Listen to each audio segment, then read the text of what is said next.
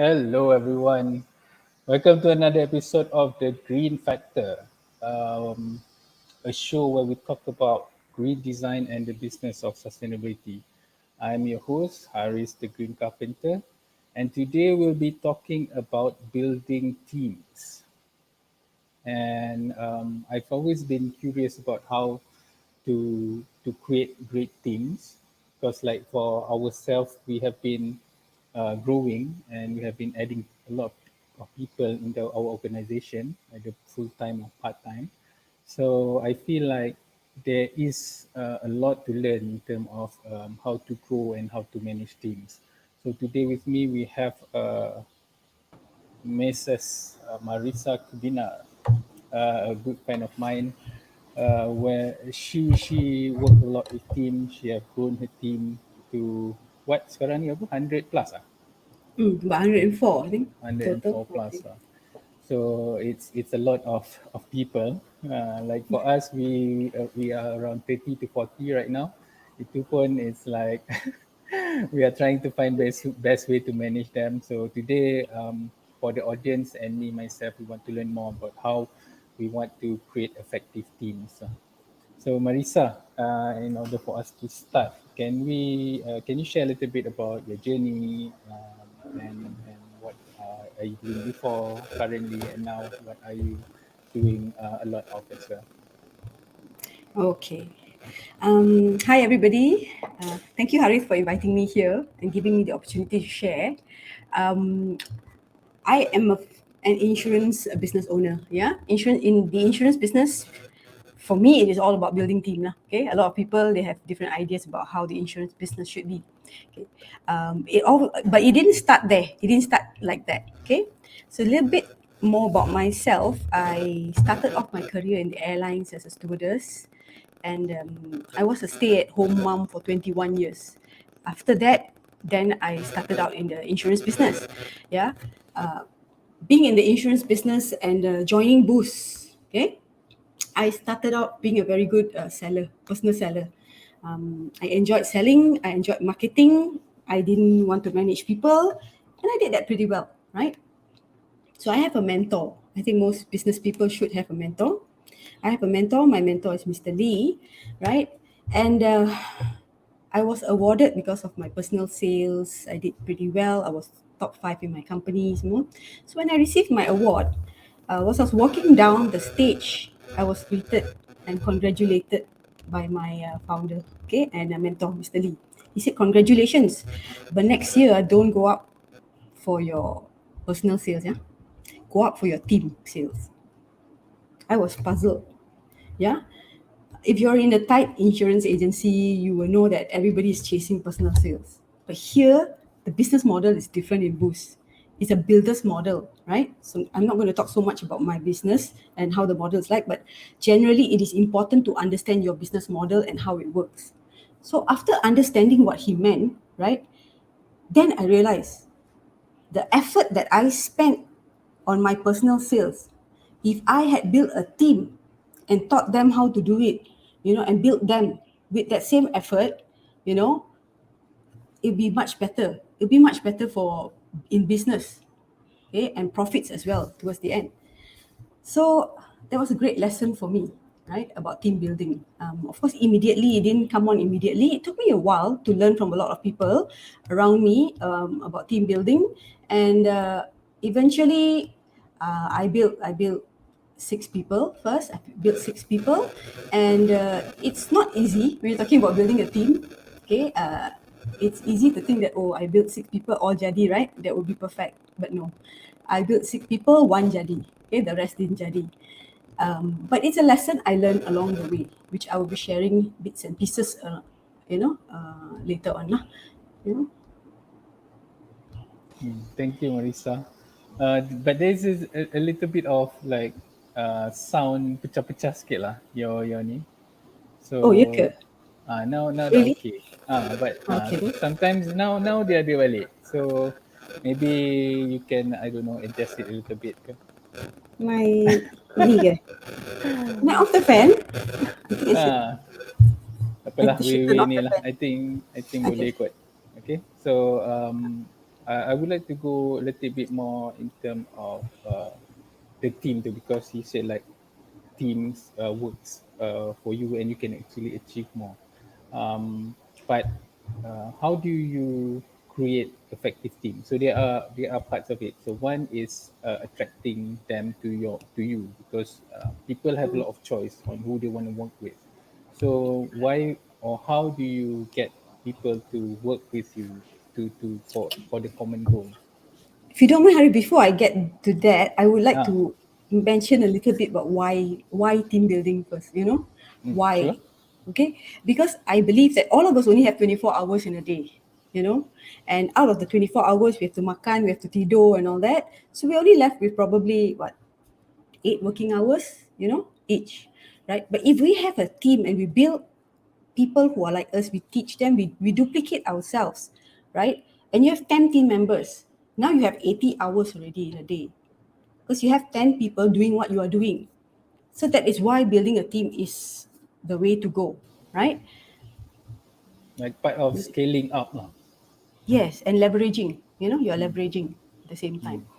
But a And lot then of you were people saying, have they are afraid to like actually have work with more people. I think depend on their personality as well. Some people they like just a small group of people. Some people, of course, they like to have more and more people, right?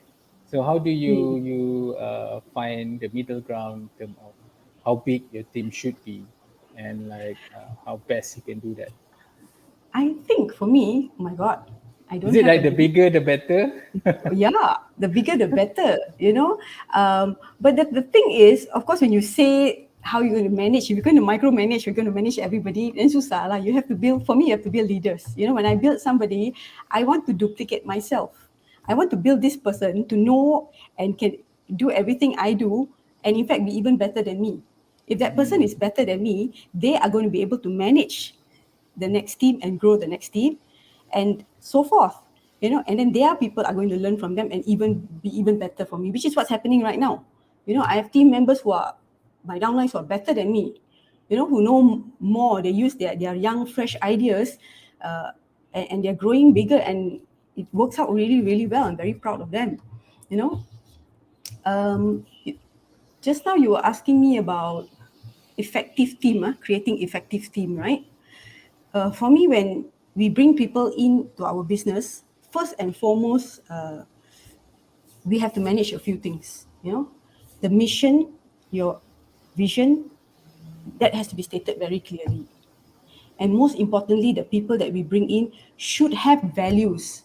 They should have the values that we have. You see that there are two things. You see, a lot of people, when you bring people into the team, you're always looking for what? Revenue, right? Sales. The best salesperson, right? Who can bring in the most sales more. I mean, that sounds ideal. And that is what a lot of people are doing. And I used to do that as well, right?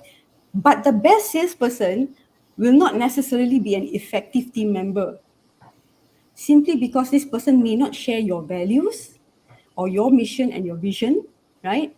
So if that part goes wrong already, kan, susah to correct, no, along the way. It's susah to have a nice culture, a great culture, because in Hmm. culture is important, right? When they Correct, come correct, in, correct, correct, correct, correct. and then So, and then, I think, mm, apa dia? from my understanding, tadi you say it's not about having a big team and like um, micromanaging them, right? So it's No, basically creating leaders. So leaders will yes, manage their team. So it's that part of creating leaders in the teams itself. So that is the yes. idea behind creating an effective team. It's not making sure that each of them do what they're supposed to do, but creating people that can lead and can think on themselves, right? Correct. Because So if you want to, before that, I want Yatong said hi. So hi. hi Yatong. Thank you very much for tuning in. And Marisa, you want to continue? Yeah, where was I? Yeah, building leaders is always important. 'Cause for me, that is my mission. When I bring everybody in, I always want to make them better than me. Not just as good as me, better than me. And I'm always thinking of their income, their growth, their personal growth, the knowledge that I can pass on to them. Those are important because they are going to then pass on to the next person, and that's when the team is going to form. You form a better team. So when you have good people with you who share the same values as you, and then you have a great culture, you find that these people, right, are going to be hanging out, or the people they hang out with are like-minded, like them, right? So then you have people bring people, you know and their friends and relatives will be like, oh, where are you working?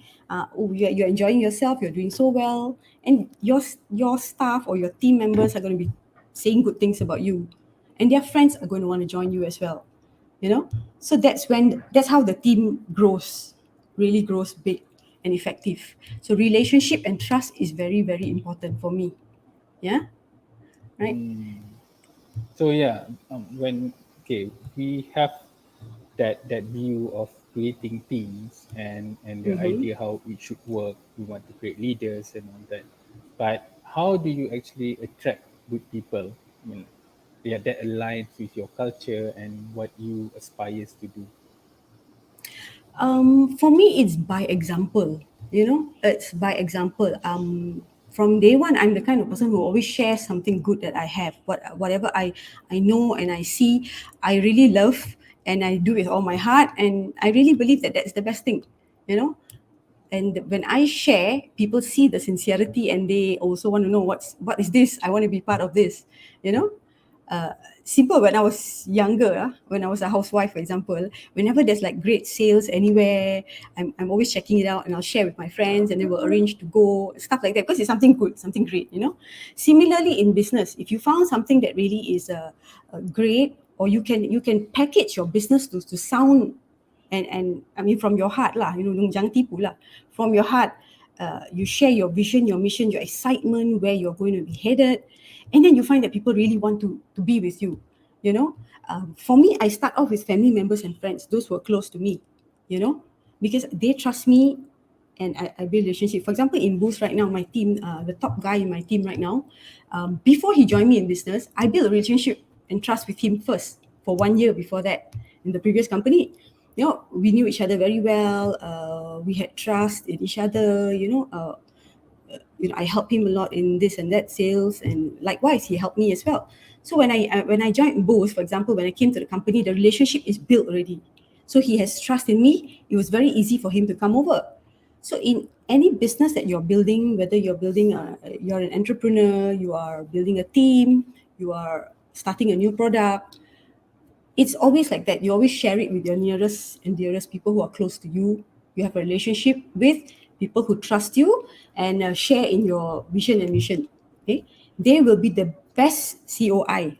COI is a center of influence. The people who will also go out there and spread that same message, about how wonderful it is to work in this uh, place or this company, to be in the presence of this person as a leader. That's how it Mm. is like It's like for me. micro influencer as well lah. So because normally we see a Yes, lot of these leader that is out there talking about the company and all that, but by having team and passionate people that believe in your cause, they also be your spokesperson, right? So they also betul. talk about it. Same as like our customer, if they like our products and they believe in our cause, they becomes our our seller indirectly, right? Yeah, exactly. Yeah. Exactly. And then you'll be surprised, because you see your customers, right? They already believe in what you're doing. They love what you're doing. They buy from you. They talk to their friends and family about you. They probably might want their children to be part of your business, to learn from you. Or perhaps relatives that they have. Hey, why don't you join Haris? He's running such a great business. You see, they are the ones who will also add to your team without you Mm. realizing it. And then Mm-hmm. I see, for example, like businesses like yours, yeah, it's like you're starting with products more. A good pool for me, I would look at, is young people graduating from college, university, for example. Fresh grads, before they graduate, for example, the internship part. When they come in, or even perhaps no, you can have a program, a fellowship program. Where they can come in and get rewarded, and also they may share on their social media about what's going on, in your company, all the exciting things that's happening, and how awesome the fellowship is. So when you have a pool of people, a funnel of, we call it a funnel, you're funneling people, okay, to create your team. So before they join you as a team, you're already creating a funnel. So you have fellowship, you have a community already, and these people are sharing and talking about you. So from there also, you can choose your team members. Because you remember that when we build a team, we choose our team now. It's Mm, very important. We have to select the people to be in your team, because if the wrong people come in, you will screw up your whole culture. betul betul betul. You want a good culture there. Mm, Because when we build a team, a lot of times people forget that sometimes this person may be the greatest salesperson, but that person may mess up your culture. So you have a virus in your team, and that's not great. mm, Yeah, that's mm, not great. You want to have like a really fun, loving culture. Tengok you, you're so family. Your place is so family. Your wife is there, your parents are there, your kids are around. So you want that good influence. So people will naturally feel great, when they come in, like wow, so family. So tak mm. nak lah ada orang yang kacau, we want a great culture, stuff like that. Yeah, so that I think you've touched into culture a few times already daripada awal pun. Like so that, I believe also like culture ni, if we don't create culture or actively curate the culture, then the culture you will have a culture, but it's going to be accidental culture, meaning like whatever goes, right? So it's about Rojak. curating that culture itself. That is one thing that I find a lot of us having difficulty. Since you have touched on that, I want to ask you more on that culture building. Like how do you want to, how do you first you access what culture you want to instill, and then like how do you implement it too is another thing that I want you to share on. Okay. There's a saying, skill is important, okay, but values top skills. Okay, values are more important than skills. I believe, because skills you can learn, yeah, but values of a person is very, very important. So when I am, say for example, you have a community or your clients that you are with, you can assess them already from the way they share about you, their relationship with you more, right? I would look for things like empathy. That person must be empathetic, a high EQ. That for me is the most important. Yeah, because those people will make sure the culture is kept to what it is. Yeah, they don't want to mess things up. And then I look for intellectually curious people. Okay, so people who ask a lot of intellectual questions, they want to know more about your business. They want to know where this is going, what's going to happen in the future, how can I be part of this growth of your business. I look for things like that. Okay, and purposeful people who are purposeful. They want to have a purpose. Like for example, they don't join you just because they want to make money. Not everybody wants to make money, but if that is all they want, for me, it's not enough. They have to have a purpose. Sometimes I like people who want to prove a point. They want to prove to people that they can do it, prove to their parents, prove to their ex, prove to themselves that they can do it. So those people are one of the top people that I would pick. And proactive is very important. Everything you have to tell je susah. No, if they have empathy, they have high EQ, they're intellectually curious, they're purposeful, they will automatically be proactive. They will, on their own, they know what to do, they know how to promote, and uh, those are the things. So the culture wise, meaning it will happen, or it will help by the people that we engage with or build, Yes. bring in, right? So let's say we have a for example, we have a culture we want to get like sustainability, for example. So before Mm, this, a company don't have any sustainability culture. So if let's say yeah. you want to adapt sustainability, how do you like bring people to buy in into that culture? Yeah, from your experience. Not to say just Sus- sustainability, it's just Anything. any culture lah. I sustainability example. Uh, For me, the ideal people, Haris, would start off with those who are already practicing it. Say, for mm, example, EQ I'm looking for. So some people who are naturally have high EQ or empathetic, they are just, or some people, you notice some people who are not, then perhaps they don't suit your team, they suit another team because there's a space for everybody, I believe. But your team, you want that kind. For me, it's important. I want people with high EQ, so they're sensitive to each other. They don't say things that hurt each other. I like those kind of things. So those kind are important. Okay, for you, sustainability, for example, you would probably want people who already practice that, or believe in that when they come in. In some part of their lives, they're already doing it. So when they come in, this is second nature to them, so that means they really love this. You tak payah suruh pun, they are really like so proactive. They'll go out there and talk about how this sustainable wood is great compared to everything else. How if you don't do this, it will affect the environment more. You dah tak payah cakap, dia dah tahu, because it's already part of their system. Yeah. Understand. So it helps that we get people that already have the attributes, and Yeah. I think the next question would be somewhere along the lines is in terms of assessing that person for your team. Amin said culture may start with attraction, selection, and attrition Nutrition. method. Yeah, so there's a lot of methods. So I mean, maybe next time we can also discuss about this as Yeah. well. It's always interesting to have more people in the Betul. discussion. Betul-betul. Ha. So the I also next want to question, know. the next question is on the when you want to recruit them or when you interview. So how do you actually get all this the culture or the characteristic you want from that person? How do you extract that from that person? Because interview is quite short, right? Maybe like I don't know, 30 Hmm. minutes, 1 hour.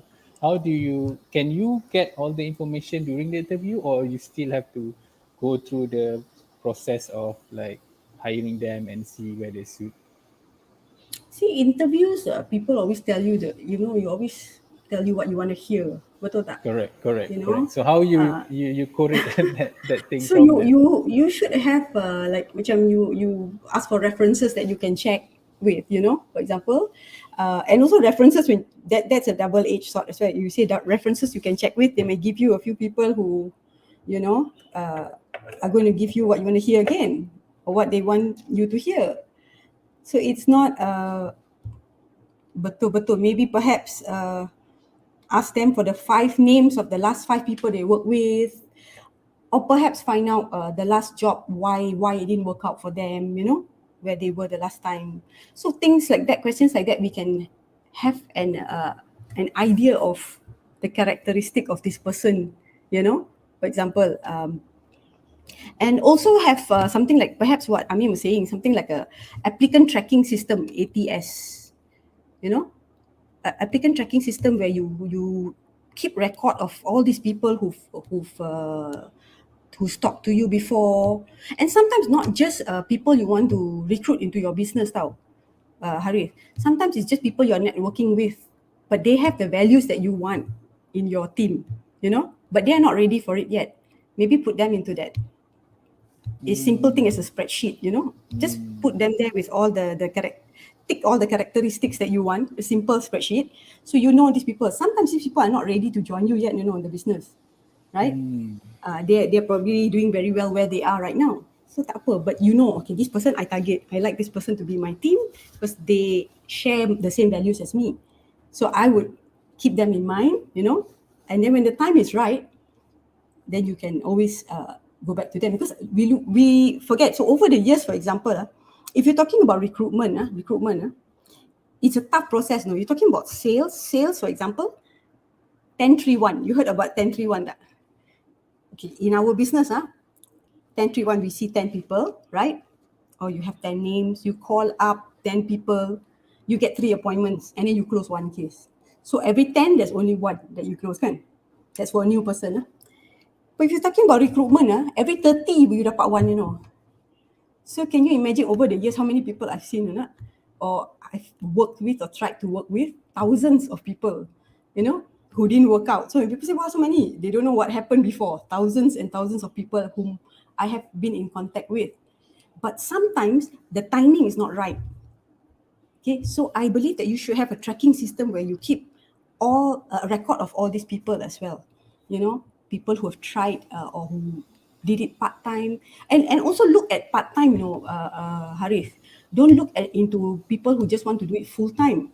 You know, those who are interested to try it out part time, you know, and want to be part of your community and the system Mm-hmm. that you want to funnel into, you know, and you never Mm-hmm. know the time is ready and right, it gives you that opportunity for you to evaluate them as well. This person Mm-hmm. betul ke, can they fit into our culture, right? And also it gives them the opportunity to try, and they say, this is what I want to do. So they drop what they are doing right now and they want to come in full time.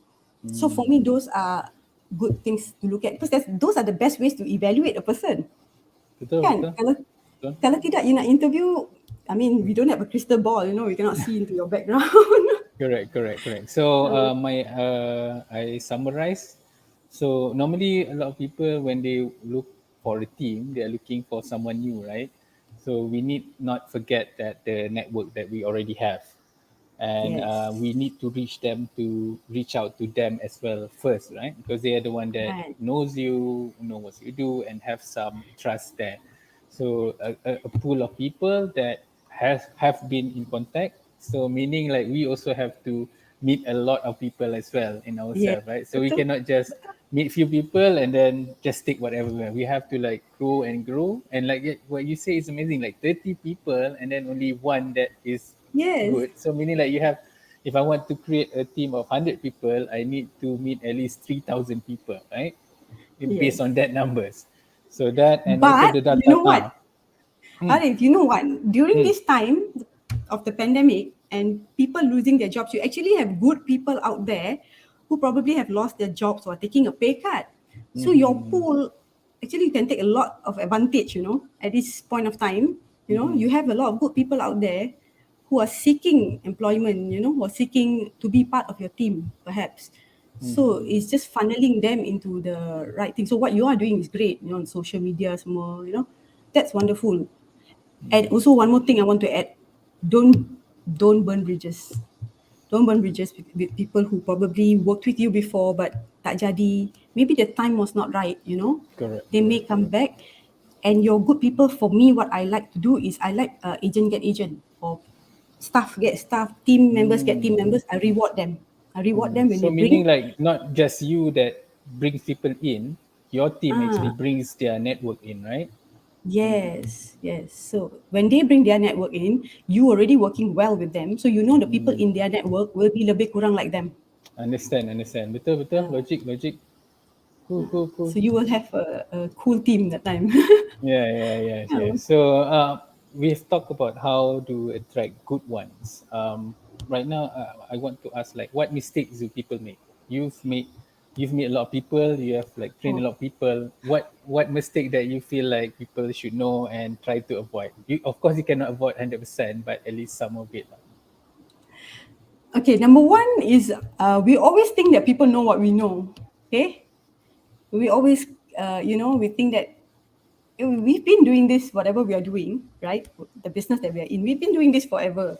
So we think that, oh, we are so great at it. So when somebody comes in and they don't know, we are so impatient when it comes to teaching them. I think when we are guiding them and teaching them, the most important thing for me, I do it practically. I don't like the theory, the practical. Mm, So I do it for them. I say you set the appointments. Okay, in my case, you set the appointments. I'll do the live presentation for you, A to Z, right to the closing. Okay, and I handle the case almost, so they are observing everything. So you are learning through the process. So I do it until such a way, because each person has a different learning ability. Some people learn very fast, some people very slow. So I don't cap. I manage. I see how much they know. Then after a while, I ask them to do blah. You know, when mm, they do the practical part, the presentations more, then I observe how they do. Then we have a post-mortem. We always have a post-mortem after. So let them ask questions. So similarly, like say for example, in your business or the product making or whatever, you show them how to do it, right? And then eventually when they know and they ask you the right questions, when it's time for them to do it, you pula, evaluate and see how it's done. So for me, that was the first mistake I used to make. I used Mm. to get rid of a lot of people because I thought, tak boleh, because, but I did not spend enough time to teach them. Mm. Okay. Number two, then I started overcompensating, becoming too baik lah, Oh, I pay for your phone bill, I pay for your this, for your that, makan semua bayar, And then you have people who will take advantage of you. So there has to be a middle ground. Finding the middle ground is the most important thing. Yeah. For me. And micromanaging. Well, I used to micromanage, and people will feel very lemas. It's important to guide initially, but you have to have some trust in them to be able to do you know, the job lah, whatever it is, kan. Mm. Those are the Mm. important things. Mm. And burning And bridges. That's why I told you, burning that's why. bridges. And tracking system very important juga tau. That's why I Because want to ask the next question is like the structure, like the format or the system to one is the tracking one, and then the second is actually the teaching one. You have to have a system or a checklist that how what do you suggest people do? How do you do it? Like because if standard it's more a operating lot of procedure. people, skip Yes. you can lah. But if a lot of people, SOP, how do you create or what tool do you use in developing those?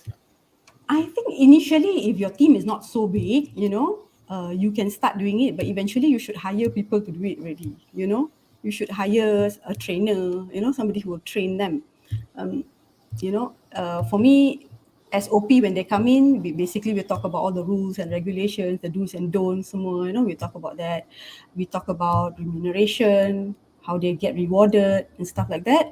And then once they're familiar with that, that's important. They have to be familiar with that, because if they're going to bring their network in, they also need to know all these things. Yeah, they need to be familiar with that. Once they're familiar with that, of course, we have our modules. Uh, but whilst I just touch about the topic, I touch about the product knowledge, for example, in my case, I tell them, you don't learn everything A to Z. You watch the process. You watch the practical part of it. So whilst I'm doing, this person is learning. Then the questions will come. Oh, kenapa you cakap ni? Why do you say things or why do you do things in such a way instead of this other way? Why when this person asks question, you jawab macam tu? You see, those things will come. So when you have that SOP, that where you already present the idea to them, they know already, and then they start asking these questions. Then we go to the next step. The next step lah, I teach you how to recruit. In my case, So in your case, will be they getting their people lah to come in, kan? Hmm. So, Understand, and then understand. you were talking about the tracking system. I think there are a lot of apps now, for stuff like that, kan? Or you can get apps for that.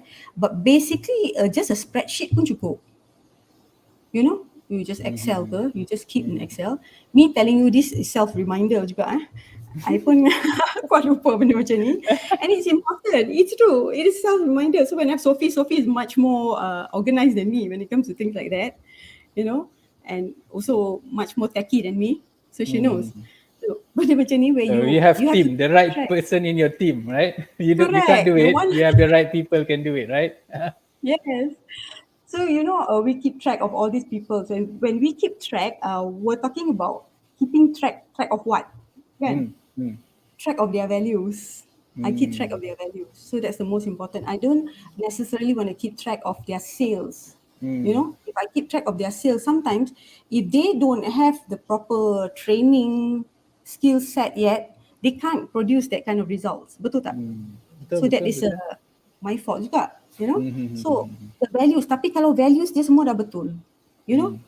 they have the high EQ, they have their intellectually curious, they're purposeful, you know, they have all those things that I want. Okay, then I know this person I can train, I can teach, I can Mm. bring them into the business. But Macam tu can you lah. train all this purposeful, high EQ and all that? Is it possible to train Um, them, or you need to have some level of it for you to like improve? I think you have to have some level of Some of it, it, and lah. also because that will come from the family background that you come Mm. from, how the environment you were in before. Mm-hmm. Perhaps when they are younger, they are much younger, like interns, semua you bring in, they are Mm-hmm. easier to shape lah. Then if Ah. older people kan. Young Correct, people correct. easy to shape kan. Yeah, so we have come to the end of the show. Thank you very much, Marisa, for your time and a lot of value. And for listeners, if you guys find the topic or the content today is valuable, do share with your friends or family that might be will have benefit from the content. And if you want to, we also would like to invite you guys to be part of our community of Green Design Malaysia, where we talk about all these issues, like how we can use design to be more sustainable, how businesses like sustainable businesses can grow and be different using sustainability, and a lot of these issues that is going to be discussed in the community. So we have business people, we have designers, we have researchers, we have students as well, and we need a lot of people to have conversation and solve all these issues so we can bring Malaysia to a more sustainable future. And for Marisa, for people that want to connect with her, she's active on LinkedIn, so do connect with her. And like she's also looking to recruit a lot more people as well, Yes. so do connect with her. And for everyone that is tuning in, thank you very much for your time. We'll see us again next week for another episode, and have a great week ahead. Bye bye, Thank you, guys. Hari. Thank you, everyone.